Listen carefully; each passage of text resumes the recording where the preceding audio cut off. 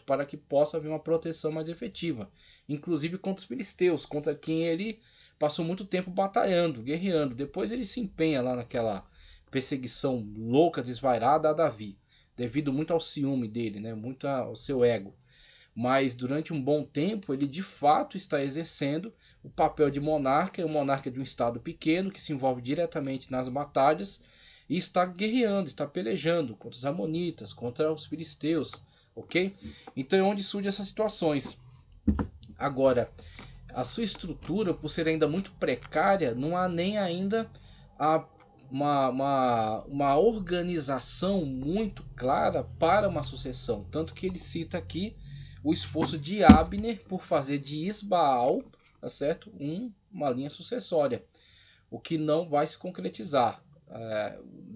Ao longo dessa situação, o norte, por causa dessas movimentações políticas de Abner, intenta ainda, né? Ele tenta fazer com que isso dê certo, né? A estabelecimento de Isbaal, mas ao sul a tribo de Judá já está demonstrando aliança para com Davi. É a situação que a gente verá posteriormente, quando Davi fugitivo, Davi depois estrangeiro, se abrigando, né, como um rei vassalo junto aos filisteus, mas trabalhando ambiguamente em benefício, né, de Israel, de Judá, na verdade.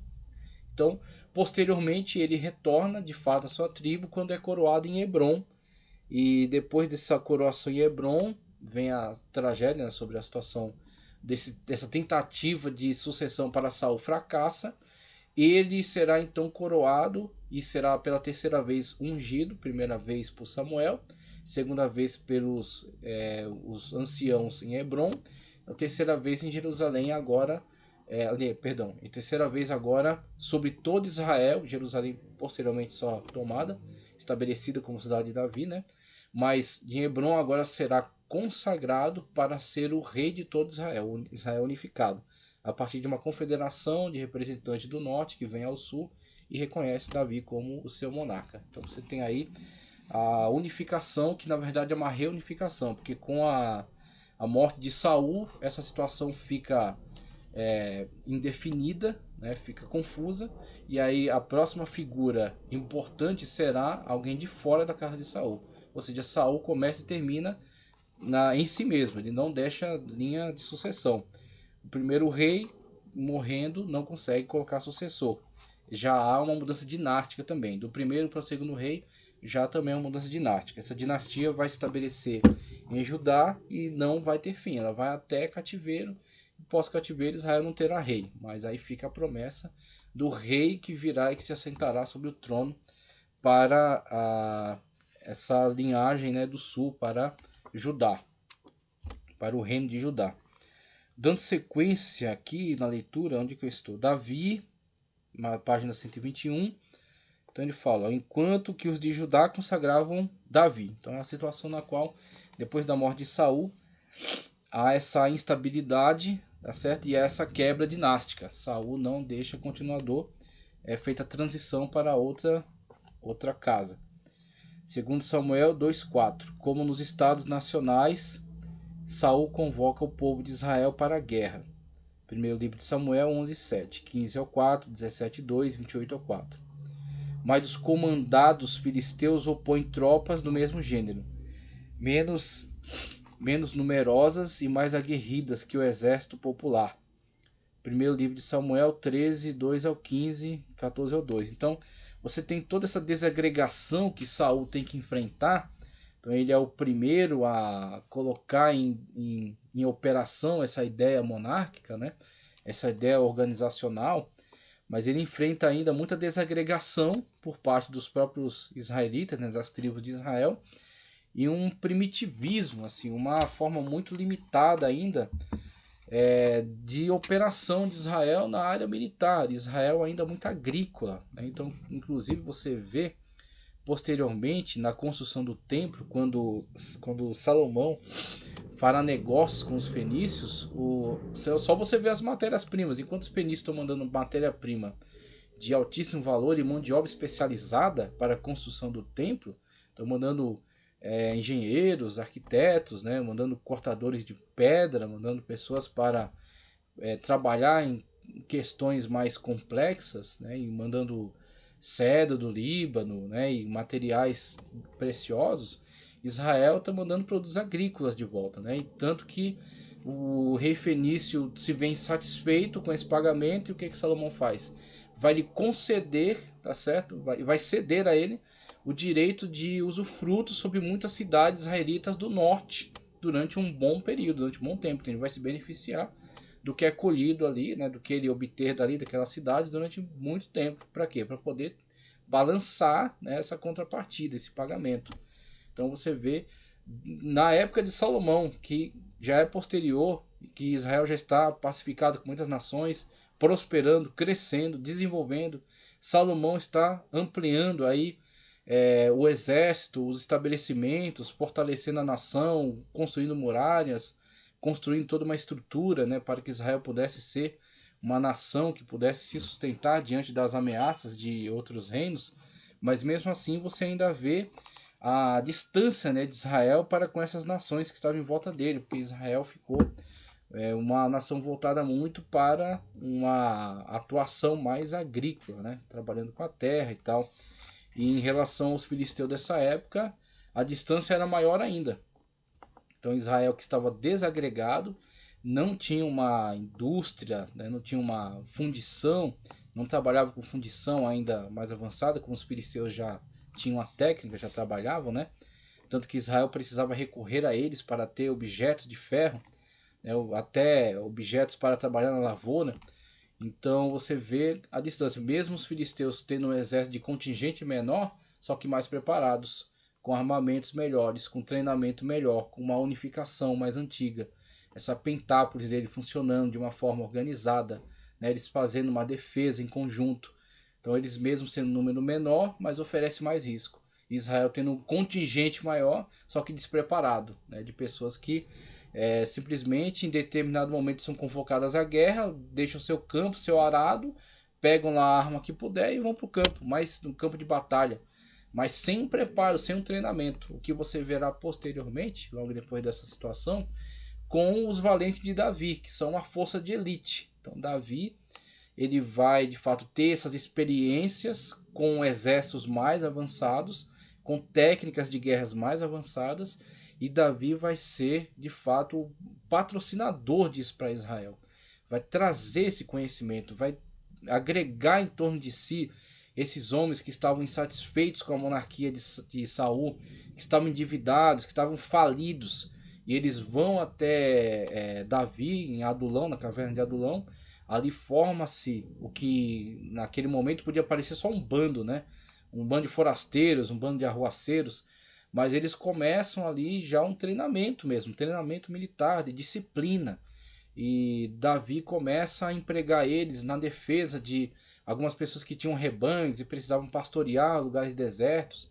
Então, protegê-los contra bandidos, protegê-los, né, contra assassinos. Então ele já começa a oferecer esses serviços. Até que ele tem aquele problema com Nabote, né? Nabote, quando Davi está protegendo seus homens, Nabote não acha ruim, mas quando Davi pede alguma ajuda, aí o cara fala arrogantemente.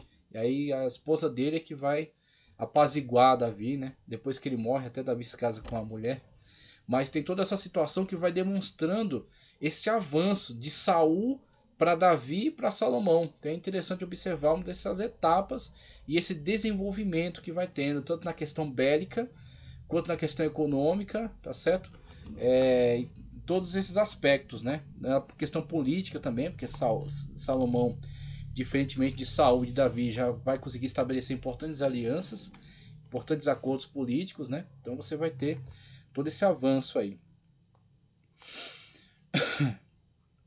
Mas aos comandos filisteus opõem tropas do mesmo gênero, menos numerosas e mais aguerridas que o exército popular. Primeiro livro de Samuel 13:2, 15, também 14:2. Que recruta especialmente. Primeiro livro de Samuel 14:52. Vamos lá. Com um corpo de oficiais a quem presenteia com feudos. É o começo de um exército profissional. no qual podem alistar-se mercenários estrangeiros, como o edomita Doeg. Tá? Isbaal herdaria a guarda de seu pai e de seus 2 chefes de tropas, Baaná e Recabe, que eram gibeonitas. Gibeonitas envolvidos aqui. Então você tem mercenários, você tem pessoas de outras etnias que estão se aliando e tornando-se importantes peças chaves no comando militar. Vamos lá. Com Saul mantém-se embrionária a instituição monárquica nascida na Confederação das Tribos. Fora de sua função militar, não se sabe que outra autoridade exercia Saul, executando o líder de seu exército, excetuando o líder de seu exército, Abner. Primeiro livro de Samuel 14:50. Não consta que tivesse ministros. Não havia governo central, e as tribos, ou melhor, os clãs, conservavam sua autonomia administrativa.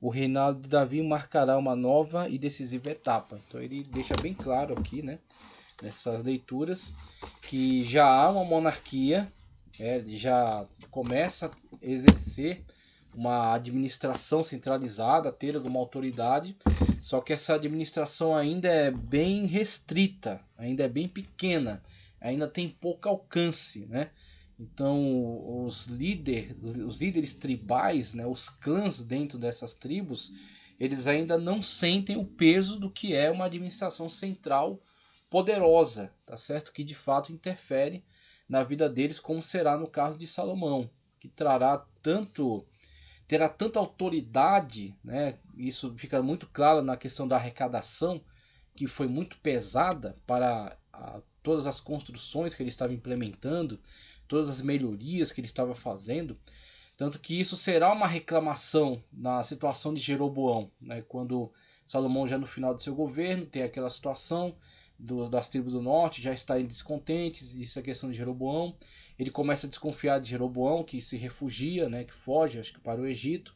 E aí, com a sua morte, a ascensão de seu filho Roboão, o desacordo com as tribos do norte, que vem até ele pedir uma diminuição nessa corvéia, o conselho dos sábios que está junto dele, que eram já administradores no tempo de seu pai, que de fato o aconselham a observar, a ter atenção a essa exigência da parte desses representantes das tribos do norte, e aqueles mais jovens que o instigam a ser autoritário, a tentar colocar medo naqueles representantes, e isso vindo causar ruptura. Então era uma demanda importante, e essa demanda importante demonstra que a monarquia está mais forte, demonstra que a monarquia, a teia de sua autoridade está caindo sobre todo o povo, o que ainda não acontece na situação de Saul.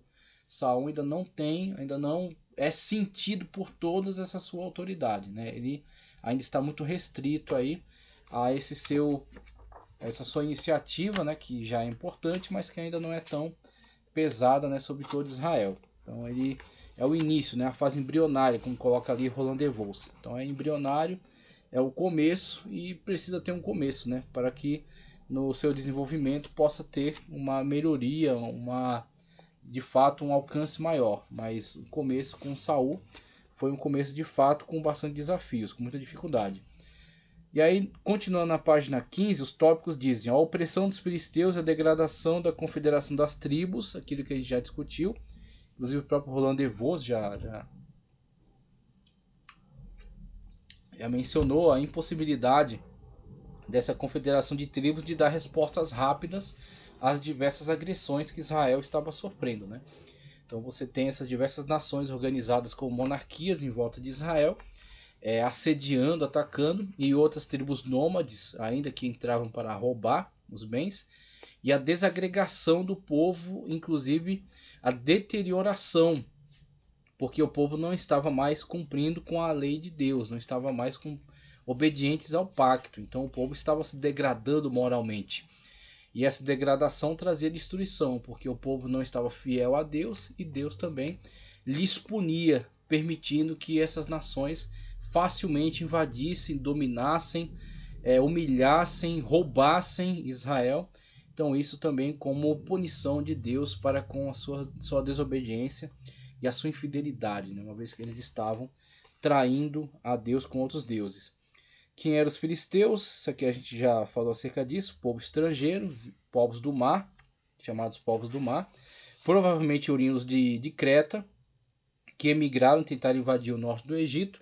Não tendo sucesso, eles foram então por essa região costeira, tá?